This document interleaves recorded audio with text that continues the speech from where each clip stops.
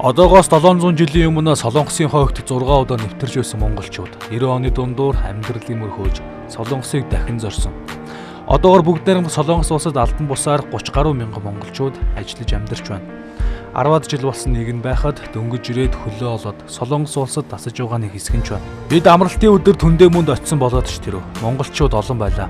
Ажлын өдрүүдэд тэр бүр тараад байдаггүй монголчууд Монгол таавндаа цуглаж ойр зүрийн сонин хачиг хөөрөлдөж байх дүр зураг энэ тэндгүү харагдана. Агаар нь байшин барилгын Солонгос болохоос биш, орчин нь тэр чигээрээ монголчууд. Солонгост буусан даруйдаа Түндэмөний монголчууд дагуулсан болоод ч тэрөө нутгаасаа холдоогүй юм шиг санагдаж байлаа. Солонгост амьдарч байгаа монголчуудтай уулзахад олон янзын асуудал ярьж байна. Гэхдээ дийлийнх нь амьдралаа болгоод явж байна гэсэн үгийг сонсох нь олонтоо тааралдаж байлаа. Солонгост ажиллаж байгаа монголчууд архинаас болж амьдралаа үрж байгаа нь харамсалтай харагдсан. Монголд гэр бүлээсээ салаад энд тогтсон ажилгүй цагаар ажил хийгээд хоногийн амьдралаа болгож байгаа залуусыг энд ч харж болно.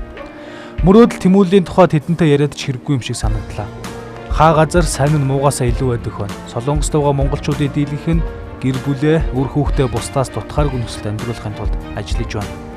Хоёр ээлжээр ажиллаж мөнгө цуглуулж байгаа хүмүүсийг хараад ажлын хамт үн цэнийг мэдрэх шиг болдог.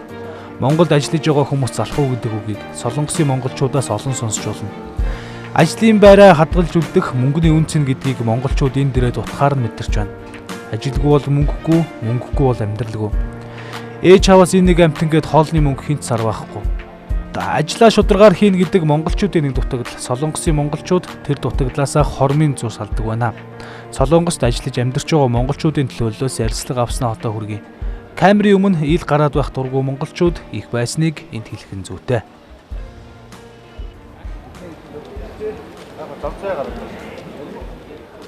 За бид үзэгчдээ Солонгост ажиллаж амьдарч байгаа монголчуудтайгаа ярилцах гэж байна. Ер нь таны хувьд одоо ирээд хэр удаж байна? Одоо яг энд юу хийж байна? Би одоо энэ хавар 4 сард ирсэн. Одоо дахианы үйлдвэрт л ажиллаж байгаа. Цалин хөлсөрөн хэр байх вэ? Цалин бол нэг гэрээний цалингаар л ирж байгаа. Тэгээд илүүцэг хийхээр илүүцгийн цалин нэмэгдээл. Монголд байгаа хүмүүс нөгөө Солонгос руу явах монголчууд багасч ийн л гэж дотроо биднээс их ярьдаг ч тийм. Танд руу ажиглагдаж байна уу, багасч байна уу, альсууд эсрэгээрээ их байна уу, хэв юм байна уу? Ер нь нэт дээр ороод харсан ер нь тиймэрхүү мэдээлэл байлаа л дээ. Одоо нэг үеуд бол Монгол бас гайгүй болоод байгаа, цалин мөнгө төгрөн ч гэсэн ер нь өндөр болоод байгаа гэдэг байгаа. Тэгээд нэр наашаа ирэх юун жоохон багассан сорд сонсогдоод байгаа шүү дээ. Тэр үнэн бахаа. Сая ирээд бас удааг байгаа хүн байна шүү дээ. Монголтой харьцуулахад цалин хөлсний хувьд, хангамжийн хувьд, хүмүүсийн хувьд цаг агаар гэж ер нь Солонгос орны тухайд ямар? Ер нь бол гайгүй дажгүй л ер нь тэгэл их дуртай л байгаа шүү дээ. Энд байх ер нь монголчууд ер нь байгаа монголчууд гайгүй тэгэл ажиллаа хийгээл ер нь дажгүй. 7 хоногийн нэгдгээс 5 дахь өдөр төлөөс ажиллачаал тэгэл хагас бүтэн өдөр намраал одоо амралтынхаа цагаар ирчээл тэгэл хүнтэй уулзчаа тэгэл явчихна. Таны одоо ер нь энд ирээд хэр удаж байна? Би бол нэлээд удацсан 14 жил болж. Тэгээ одоо буцах га дараа 7 хоног буцсан юм уу? Монгол руу бүр мөснө үү? Бүр мөснө үү? Бүр мөс буцсан юм уу? Их орноо санаж штэ энэ. Тий. Энд одоо ер нь 14 жилийн хугацаанд хэдэн ажил юу хийж үзэв? Нэг л үйлдвэрээ дагнасан. Тий. Нэг л үйлдвэрээ дагнаал тэгэл. Одоо буцсан юм уу гэдэг.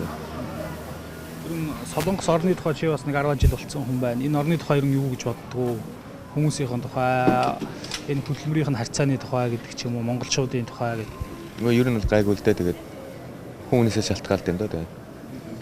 Тэгээ 14 жил тэгэл нэг л үйлдвэртэй их хвчлэн байсан. Нэг үйлдвэрэл дагнасан та нэг л төрлөөрөө. Тий. Одоо Монголд очиод ер нь юу хий гэсэн төлөвлөгөөтэй байна? Одоогоор нэг төлөвлөгөө авах гэдэг авгаа хөлтөс санаатай хойноос нь явдаг юм. Монголд очиод одоо энд хийжсэн ажлаа үргэлжлүүлэх гэдэг ч юм уу, тиймэрхүү боломж ер нь Монголын зах зээлд байгаа болов. Энд одоо яг ямар ажил хийж байгаа вэ? Би бол зүгээр нэг үйлдвэрт нэг оймс үйлдвэрт ажилладаг. Тий. Тэгээд Монголд бол хэцүү л ах л та тэр энэ талаар л. Юудсын илд очичаал тэгэл байр суурь олдог л ах та тэгээд. Монгол таавны хоолны газарт монголчууд хамгийн их цуглардаг газруудынх нь нэг 8 ширхэг бууз 7000 вон. Сайхан цөөн хуушураас эхлүүлээд монголчууд үндэсний хоолоо идэж суугаад дүр зургийг орой болгон шахуу эндээс харж болно. Хүнсний жижиг дэлгүүрт та бидний өдөр болгон хүнсэндээ хэрэгэлдэг бүтээгдэхүүнийг зардаг. Чихэр, ногоон цай, шанц таяа ингээд. Бид Монгол холны газарт Отгонбаатар гэдэг залуутай танилцлаа. Өмнө нь Монголд сонинд ажиллаж байсан гэж өөрийгөө танилцуулсан энэ залуу адилхан сэтгүүлч болоод ч тэрв их л нээлттэй санагдлаа. Бид хоёр Солонгос дахь монголчуудын талаар цөөх хэдэн хором хөрөлдсөн юм а. За одоо энэ чи Солонгостоос ирээд одоо яг 8 жил болж байна. Энд ямар ажил хийж байгаа? Энэ одоо яг мэргэжлийн дагуу ажиллаж байна. Одоо чи Солонгост ирээд магистр төгсөөд одоо яг нийгэм маламжийн чиглэлээр сургуулаа төгссөн байгаа. Тэгээ одоо эдний нэг төрийн бус одоо хоёрын тийм байгууллага байдаг байхгүй юу? Тусламжийн байгууллага гэх тийм газар ажиллаад байна. 8 жил болсон гэж бас Солонгос орны тухайс бишгүй л одоо сайн мэдхэн болсон байна шүү дээ. Ер нь Солонгос орны тухай чи юу хэлэх вэ? Солонгос хүмүүсийн тухай. Солонгос хүмүүс бол ер нь бие биенээ хүндэлдэг. Ер нь бол ёс зайг сайтай тийм хүмүүс ард түмэн бол. Ер нь бол тийм боломжийн хүнтэй харьцаа. Гэхдээ хүний бол нэг сайтай муутай хүм зөндөө байдаг байхгүй юу те? Яг л тэрнтэй адилхан. Манай улс ч гэсэн одоо сайн муутай хүмүүс байдаг шүү дээ. Яг тэрнтэй адилхан. Хүн болгоны урсгал яг л нэг тийм зан чанар. Одоо энд ажиллаж байгаа монголчуудын хувьд чи юу тооны хувьд одоо багасч юм уу? Тооны хувьд бол эрх хандлага бол байна. Сая би Монгол яваад ирлээ. Тэгсэн чинь гэрээний 60-аад хүн ирж байна. Хараар байгаа монголчууд бол байдаг. Яг албан бустайгаар 2006 7 онд 30-аад 40 гаруй мянган монгол байдаг гэж сонссон. Одоогоор бол ер нь бол манай монголчууд ихэнх нь буцаж байна. Явж байна. Бид нуцаг буцах сонирхол тийм бодол юу юм байна уу? Төлөвлөгөөнд юу юм байна уу? Нэгдүгээр, хоёрдугаарт энд байгаа монголчууд Солонгост ажиллаж исэн монголчууд ер нь Монголд эх орондоо очиод ер нь юу хийх юм бол тэдний ажлын байр нь юу юм байна уу? Энд л тэр чи хувийн хувьд юу боддог вэ? Хувь хүний хувьд бол энэ ч байгаа монголчууд маань Монголд очиод яг энэ ямар мэргэжлэр ажиллаж байгаа те. Тэр мэргэжлийн дагуу Монголд ажиллаж амьдрах сонирхолтой байдаг. Гол нь манай төр засаг энэ хүмүүсээ харж хандах хэрэгтэй байхгүй юу? Энэчнээс барилгын чиглэлээр ажилласан хүмүүс бол Монголд барилга дээрээс ажиллана. Заавал гадаадаас хятадаас юм уу те хүн авчираад ажиллаулах шаардлага байхгүй. Гол нь энэ чинь мэргэжлэлээр баг мэргэжлийн болцсон барилгын хүмүүс зөндөө биш те.